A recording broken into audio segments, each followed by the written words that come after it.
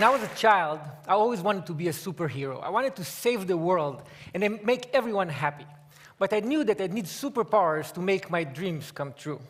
So I used to embark on these imaginary journeys to find intergalactic objects from planet Krypton, which was a lot of fun but didn't yield much result. When I grew up and realized that science fiction was not a good source for superpowers, I decided instead to embark on a journey of real science to find a more useful truth. I started my journey in California with a UC Berkeley 30-year longitudinal study that examined the photos of students in an old yearbook and tried to measure their success and well-being throughout their life. By measuring the students' smiles, researchers were able to predict how fulfilling and long-lasting a subject marriage will be, how well she would score in standardized tests of well-being, and how inspiring she would be to others. In another yearbook, I stumbled upon Barack Obama's picture. When I first saw his picture, I thought that his superpowers came from his super collar. But now I know it was all in his smile. Another aha moment came from a 2010 Wayne State University research project that looked into pre-1950s baseball cards of major league players. The researchers found that the span of a player's smile could actually predict the span of his life. Players who didn't smile in their pictures lived an average of only 72.9 years, whereas players with beaming smiles lived an average of almost 80 years. The good news is that we're actually born smiling. Using 3D ultrasound technology, we can now see that developing babies appear to smile even in the womb. When they're born, babies continue to smile, initially mostly in their sleep, and even blind babies smile to the sound of the human voice.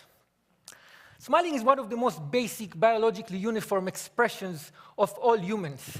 In studies he conducted in Papua New Guinea, Paul Ekman, the world's most renowned researcher on facial expression, found that even members of the Fori tribe, who were completely disconnected from Western culture and also known for their unusual cannibalism rituals, attributed smiles to descriptions of situations the same way you and I would. So from Papua New Guinea to Hollywood, all the way to modern art in Beijing, we smile often and use smile to express joy and satisfaction. How many people here in this room smile more than 20 times per day? Raise your hand if you do. Oh, wow. Outside of this room, more than a third of us smile more than 20 times per day, whereas less than 14% of us smile less than 5. In fact, those with the most amazing superpowers are actually children who smile as many as 400 times per day. Have you ever wondered why being around children who smile so frequently make you smile very often? A research study at Uppsala University in Sweden found that it's very difficult to frown when looking at someone who smiles. You ask why?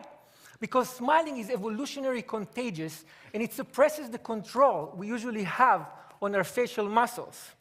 Mimicking a smile and experiencing it physically help us understand whether a smile is fake or real, so we can understand the emotional state of the smiler. In a recent mimicking study at the University of Clermont-Ferrand in France, subjects were asked to determine whether a smile was real or fake while holding a pencil in their mouth to repress smiling muscles. Without the pencil, subjects were excellent judges, but with the pencil in their mouth, when they could not mimic the smile they saw, their judgment was impaired.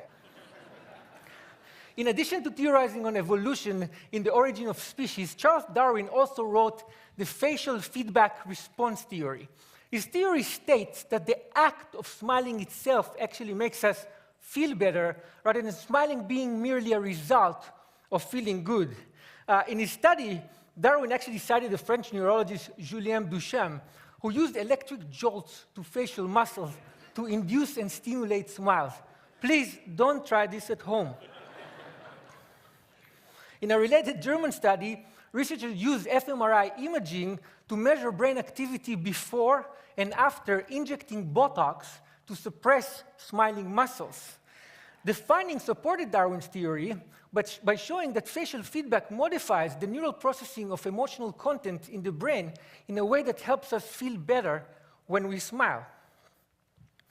Smiling stimulates our brain reward mechanism in a way that even chocolate, a well-regarded pleasure inducer, cannot match.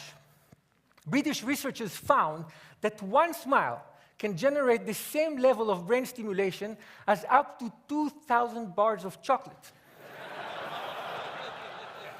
Wait, the same study found that smiling is as stimulating as receiving up to 16,000 pounds sterling in cash. That's like 25 grand a smile. It's not bad.